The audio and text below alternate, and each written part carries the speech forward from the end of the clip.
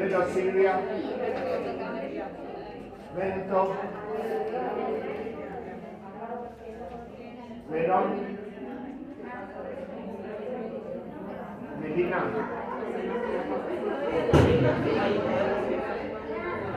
Versa, Villarroel, Martínez Isabel, García Carolina,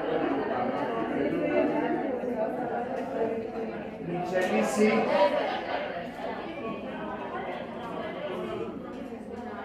Ortiz, María Antonella. Listo.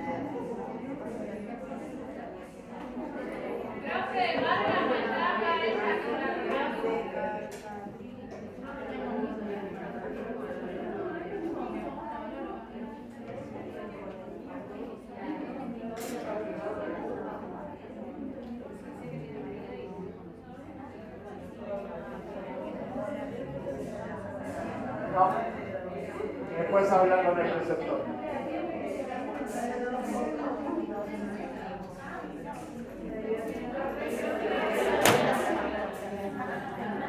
Bueno, yo nombré a todos los que estaban en lista. ¿Cómo te llamas?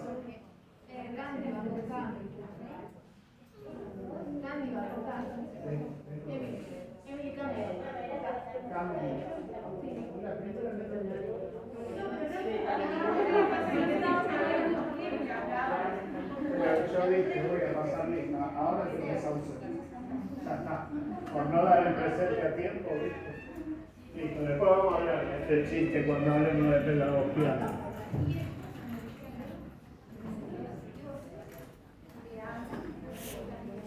Porque empieza por la K, así que es la primera, cuando alguien va a pasar lista son las primeras.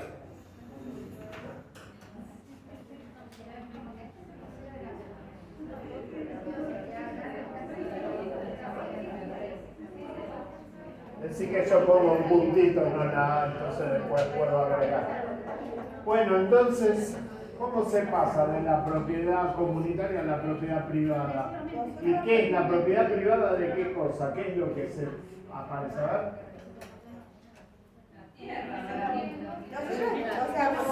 Vamos a, ahora escuchen el intercambio y hablen para todos. Para nosotras pensamos que puede ser a través del poder general de cada jerarquía que posee cada tribu.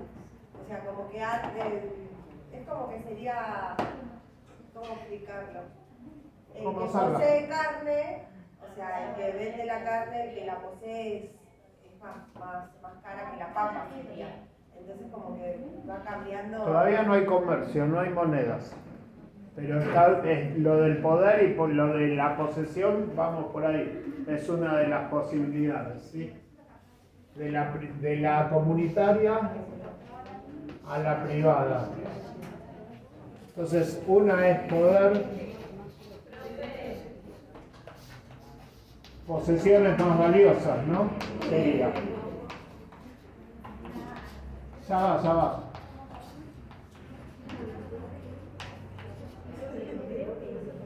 Sí, ¿quién más? Creo que acá habíamos hablado nosotras que podría ser primero por el estado de escasez y después por el lado del intercambio también. Por ejemplo, yo tengo esta cosa, si vos necesitas tal otra, yo te doy, pero vos me tenés que dar algo a cambio, algo así. Las posesiones más valiosas versus la escasez. ¿Sí? El intercambio sí existe. Lo que no hay es el comercio monetario. La moneda es algo posterior. La palabra salario, ¿saben de dónde viene?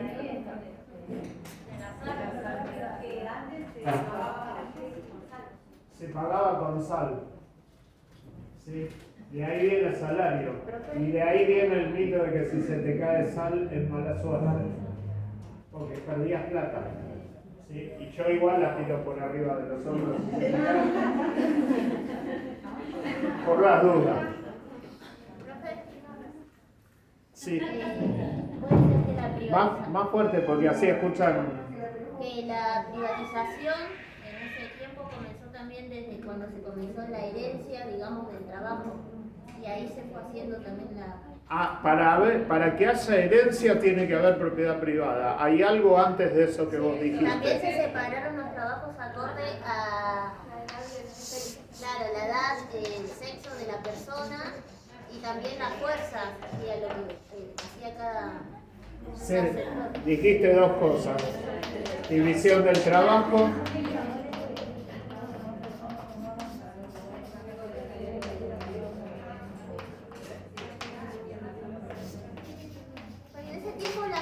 Al principio tenían un rol al igual que los hombres, pero después... Claro, venimos de la propiedad comunitaria donde había un rol compartido o espacios e importancias iguales. Después tenemos que llegar acá. ¿Algo más? Allá atrás, allá, después de la de juego. Si hablamos de posesión y hablamos de herencia, hablamos de tierra. Creo que fue una de las primeras cosas que tuvieron que tomar, ¿no? Como propiedad privada, para el tema después del cultivo, como que cada sector tomó una porción de tierra. ¿Quién? ¿O quiénes? Cuando hablamos de pasar a lo que es... ¿De acuerdo? ¿Quién? ¿Quién tiene la tierra?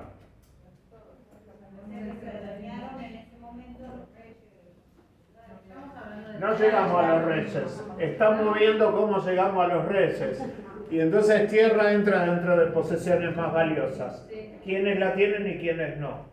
Hablamos de quién tiene carne y quién no tiene carne, posesiones valiosas, quién domesticó ganado, quién no, fuerza, algunas cosas más. Está esa después. Mayor producción puede ser. ¿De qué? Antes se producía como para la tribu y después se empezó a expandir la producción. Más excedentes. Excedentes, mayor producción y excedentes. Tanto de lo que tenga que ver con alimentos. Claro, alimentos, sí, me refería a alimentos.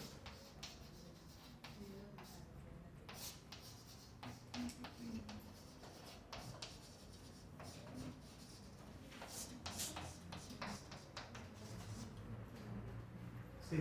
Nosotros pensamos también lo mismo, como al crear el cultivo y el trabajo sobre la tierra y generar tus propios alimentos, se empieza como a marcar como esta delimitación de esto es mío, tuyo, y de ahí quien puede producir más también tiene como una posición más alta o se hace como una forma de clases sociales.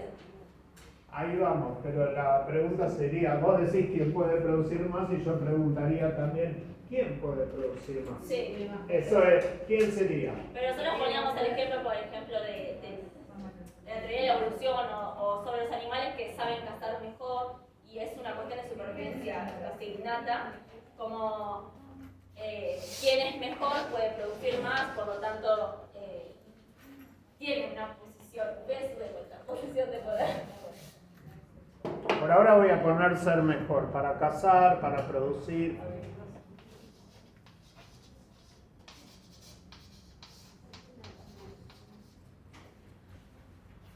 No estamos hablando de meritocracia todavía, no llegamos a eso. Sí. Bueno, lo que estamos hablando es que desde el descubrimiento del fuego y el poder hacerlo, se asentan en la tierra, como estamos hablando todos, se empieza a hacer la cultivar, la cacería, a matar a los animales y todo, y desde ahí se empieza a lo que es lo tecnológico, ¿Lo que es? de lo tecnológico. Por En ejemplo, ese momento que se empiezan a necesitar cuencos para tomar las cosas, para cocinar, se empiezan a necesitar mayores construcciones y de ahí se empieza a hacer lo que sería el pueblo y después puede llegar a terminar una ciudad y yo creo que ahí se empieza, se pasa a lo que es lo esclavista.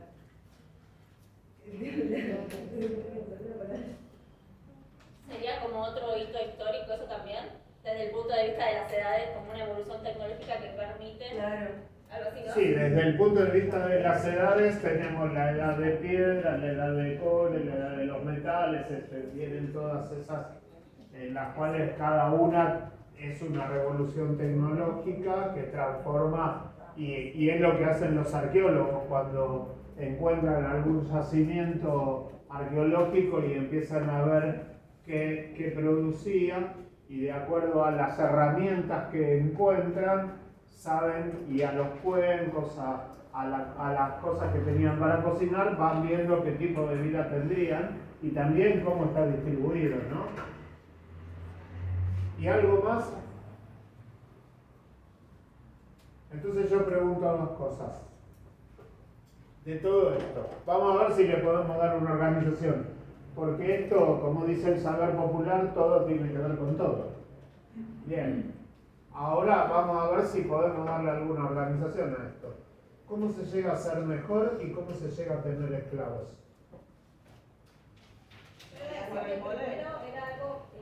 El poder está seguro, en todo esto está el poder, el tema es el cómo, vamos a buscar el cómo. Primero era el comunitario, o sea, según las tribus, Sí. ¿no? Y después fue algo más individual, el Estado de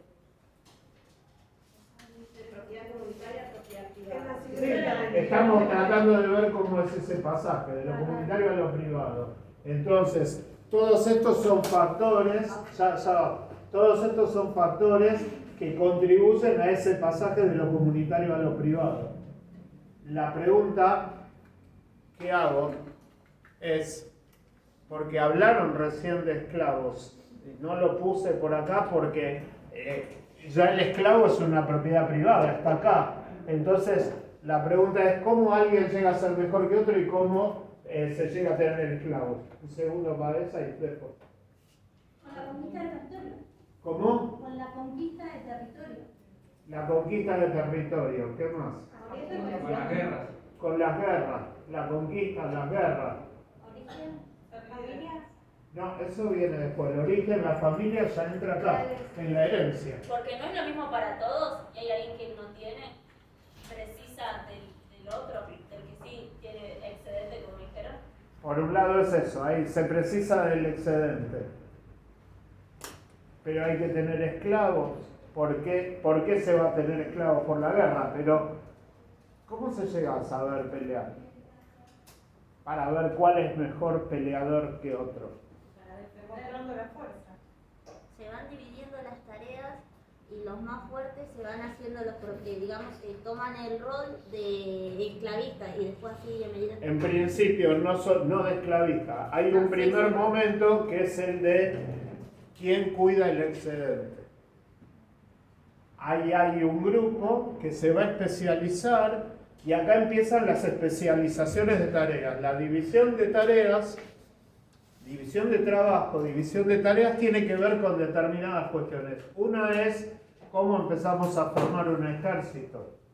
Y para formar un ejército en principio es porque hay que cuidar el excedente, hay que cuidar el territorio, hay que cuidar lo que producimos de más porque viene el invierno, porque vienen las glaciaciones o vienen, porque no sé si los hombres convivieron con, más allá de los dibujitos animados, si hubo hombres en el periodo de glaciaciones, seguro que no convivieron con los dinosaurios, eso es inventos de dibujitos, pero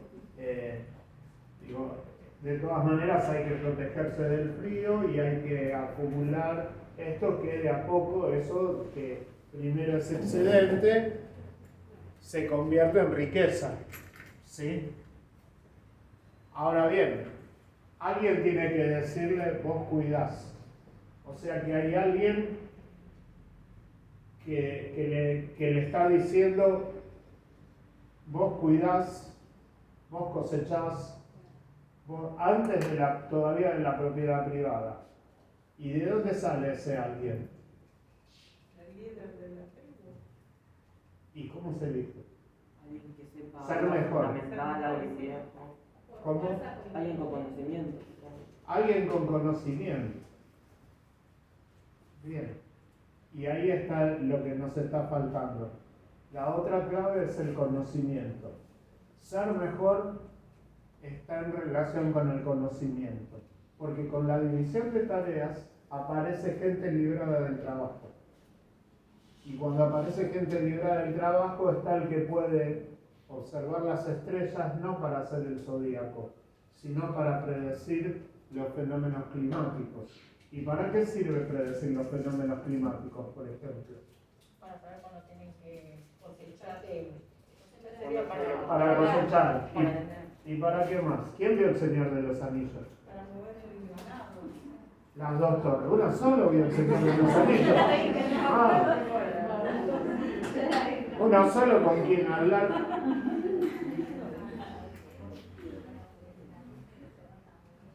¿Nadie más vio? ¿Dos solos vieron? Ah, bueno, ¿qué no es que les da vergüenza? El Señor de los Anillos son 3 tomos de una obra de Tolkien, que era un profesor de lengua y literatura que construyó un desarrollo propio. Tienen que estar, vayan a leer el libro, no solo la película, porque faltan muchas partes que sí están en el libro. Pero en las dos torres hay un momento en el que están asediando el castillo del rey y Gandalf le dice que mire al, creo que es al norte o al oeste, no importa, que mire al oeste al amanecer del tercer día. Y llegan los jinetes de Rohan. ¿Por dónde llegan los jinetes de Rohan?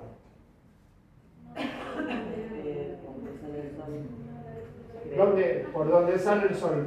¿Dónde está el sol? No importa, yo no tendría que tener una brújula para saber en qué lugar estoy. Digo, ¿dónde está el sol en relación a los jinetes de Rohan? Detrás de ellos. O sea que cuando produce el ataque para la guerra, lo que está diciendo Gandalf, que es el brujo, el sabio, el que conoce todo, le está diciendo, voy a llegar en ese momento en el que sale el sol para atacar. Y voy a tener el sol a las espaldas. Lo que quiere decir que le está diciendo, los que están ahí van a tener el sol de frente. Son los que no van a poder ver y yo sí. ¿Sí? Entonces, aparecen los conocimientos que permiten salvar, y ya los conocimientos no son de todos. Entonces está el que sabe cómo se hace una represa y cómo se abre una represa para que yo pueda cruzar un río y cuando el ejército me persiga, abrir la represa para que la inundación se lleve al ejército enemigo. Pero eso es un secreto de Estado, no lo saben todos. Está el que sabe mirar las estrellas y predecir el clima. Está todo, y entonces poco a poco todos los conocimientos se van desarrollando como conocimientos ocultos, aliados a quien además es el que organiza. Entonces dice, con todo esto que dijimos, les agrego una información. Dice Aníbal Ponce que aparece toda una casta de administradores. Todos los que empiezan a tomar inicialmente el rol de administradores se van dando cuenta en diferentes momentos de cuál es el poder que tienen. Y por lo tanto, esos conocimientos se convierten en conocimientos secretos. En el momento en que aparecen los ritos iniciáticos son solo para los iniciados, para algunos, para los otros no. Los iniciados son los que poseen el conocimiento. ¿Y qué van a hacer con ese conocimiento? Escucho, yo les dejo la pregunta de qué van a hacer con el conocimiento. No, con lo del conocimiento no tengo una duda con respecto a esto de los que organizaban, ¿no? Organizadores, ¿No administradores. tenían como una explicación más mitológica? Así como que eran a los que le hablaban los dioses, por ejemplo, los reyes que tenían sangre azul. Bueno. O sea, ¿no era una explicación mitológica? Esa es la que empieza a aparecer como la explicación de quiénes están en el Olimpo y quiénes no. Eso va apareciendo como explicación que sostiene la organización social. Después, cuando pasemos a la antigüedad, lo vamos a ver más claro en Platón, esto que está diciendo. Me pregunto, profe, así como que estaba el brujo, que es el sabio, ¿no era el que organizaba también? También le veo una conexión ahí mitológica, como que él habla con los espíritus y que ese es el jefe, viéndolo desde la perspectiva, yo que sé, de primeras tribus así aisladas, ¿no? Una civilización. Claro, porque, claro, por eso tenemos los oráculos, por eso tenemos los que hablan con los dioses. No pueden todos, no hablan todos, solo pueden algunos, y solo algunos reciben la información de los dioses para saber qué es lo que va a ocurrir. No es que yo predigo el cielo, es que cuando veo el cielo veo a los dioses y por lo tanto... Entonces, esa es una manera de explicarlo. Acá la explicación y esa manera de explicarlo estaría en el origen de todos los mitos y las religiones que están aliadas al poder. Aníbal Ponce dice, aparece un grupo, por eso habla de lucha de clases, van apareciendo grupos de administradores que van teniendo conocimiento y no lo tiene todo el mundo. Ritos iniciáticos. ¿A quién le dan los ¿Sacerdotes? ¿Sacerdotes? Primero oráculos, brujos. Primero o dependiendo en cada civilización. En cada grupo social aparece alguien, porque además las fuerzas de la naturaleza no se manejan. No las manejamos hoy, que con en plena omnipotencia se están derritiendo los cielos de la Antártida y del norte, ¿no? Y tenemos el agujero de ozono, no lo manejamos hoy. Imagínense en esos momentos que lo que había que hacer era cazar para ponerse pieles y conseguir comida, y el cazador y el que lograba cazarlo se comía el hígado y el corazón, ¿sí? Porque era el premio. Vayan ustedes a comer el hígado y el corazón crudo ahora, porque es el premio, a ver quién se atreve. Y entonces van adquiriendo conocimiento. ¿Y qué hacen con esos conocimientos que tienen algunos y otros no? Se los guardan. Se los guardan. ¿Y a quién se lo dan? A sus hijos. No, al que tiene el poder. Al que tiene el poder o a los hijos. Y empieza a aparecer la herencia. La herencia del excedente, la herencia del territorio, la herencia del conocimiento. Y se va formando todo ese grupo que es el que organiza y todo el otro grupo que depende de ellos. Si es un grupo de mucho poder, los que dependen de ellos cumplen tareas para ese grupo de mucho poder, pero quedan ahí como parte de ese grupo. Y como es un grupo de mucho poder, con guerras, con expansión del territorio, anexando territorio, consiguen esclavos de otros grupos, de otras tribus, ¿sí? Y entonces cuando aparece la propiedad privada, aparece la propiedad privada de las posesiones valiosas, junto con la propiedad privada del conocimiento y junto con la propiedad privada de la conducción de la sociedad.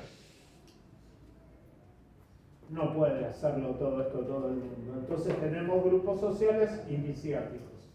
Van a ver después que en este desarrollo lo dan muy claro con Esparta, pero lo plantea claramente Aníbal Ponce. En este desarrollo los niños pasan a ser propiedad del grupo social y pasan a tener una educación basada en la violencia, especialmente en Esparta y Atenas, donde los niños entran a los 8, los niños de las clases sociales adineradas, los otros no, porque acá tenemos el otro grupo social que son los esclavos, y ese grupo social que son los esclavos no entran al gimnasio ni a ningún lado, son esclavos y no son seres humanos, no están consideradas personas. De hecho en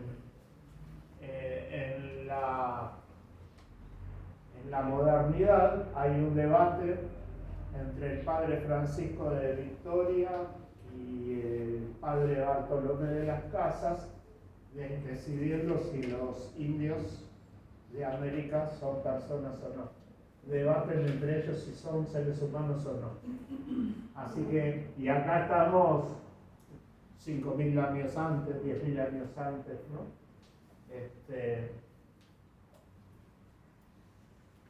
Y mientras debaten esto con los indios, los negros de África son esclavos, siguen siendo. Lo que cambia es el sistema de producción predominante en el mundo. La esclavitud sigue existiendo hasta ahora. Tenemos territorios donde se descubre gente esclava, donde hay trabajo esclavo, gente que trae y está guardada en los talleres, eso lo sabemos. pero no es el sistema de producción predominante. Eso es lo que cambia la estructura social. Y entonces dice, en este mismo momento en el que los niños, o sea, la crianza pasa a ser privada, la mujer también pasa a ser privada, porque el niño es propiedad de los hombres y la mujer pasa al interior de la casa y pasa a ser propiedad privada de los hombres. Y tardamos 30 siglos en que se pueda plantear la discusión desde el movimiento, no desde el movimiento de las sufragistas, porque cuando veamos algo de historia de la educación argentina y latinoamericana vamos a ver cómo Juana Manso, por ejemplo, escribe la primera revista femenina en Argentina. Juana Manso, que por un lado lo secunda Sarmiento con Civilización y Barbarie, y por otro lado tiene una posición inicialmente feminista. Para no hablar de la gente con ideologías absolutas como si fueran o buenos o malos, lo ponemos en el browse o no. Y junto con Juana Manso unas cuantas más, Juana Manuela Gorriti, está la que era la general, la de Belgrano, la madre de la patria, que me olvidé ahora el nombre. Yo soy un desastre con los nombres, no es porque sea mujer o varón, no me lo acuerdo porque soy un desastre con los nombres, pero Belgrano nombra generala a una mujer negra que está considerada la madre de la patria. Belgrano murió en 1820. Tenemos mujeres que combatían en la frontera, ¿no? Juana Zurduy,